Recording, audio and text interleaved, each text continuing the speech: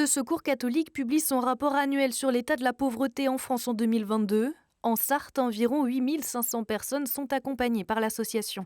Majoritairement, ce sont des familles qui viennent nous voir et dans les familles, c'est majoritairement des familles, des femmes, avec des enfants.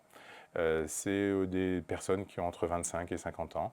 On a des gens qui ne travaillent pas pour des conditions plutôt difficiles liées au travail en tant que tel, mais on a aussi beaucoup de gens qui travaillent et qui ont des petits boulots, on va dire ça comme ça. Quand je dis petits boulots, c'est plutôt des temps partiels avec des aides qui sont données mais qui ne sont pas suffisantes pour pouvoir survivre en tant que tel. Des familles dont le niveau de vie moyen a baissé. Il est aujourd'hui équivalent à la moitié du seuil de pauvreté. Les personnes que l'on reçoit au Secours catholique en France, c'est 548 € de revenu médian. Et en Sarthe, on est 100 € en dessous. On est à 409 € aujourd'hui. Ça veut dire qu'on a un peu plus de personnes que l'on reçoit qui sont sans ressources, mais aussi des personnes avec très peu de ressources en tant que telles.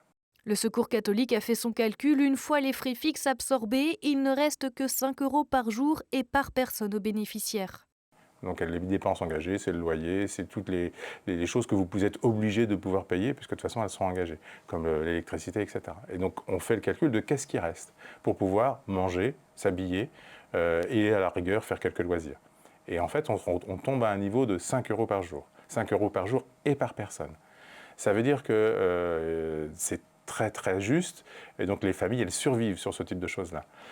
Et donc s'il arrive le moindre accident, une facture importante de fuel, une régularisation d'énergie, une réparation de voiture, des choses de cette nature-là, si vous n'avez pas pu économiser dans votre vie antérieure, eh ben, vous êtes dans l'incapacité de pouvoir y faire face.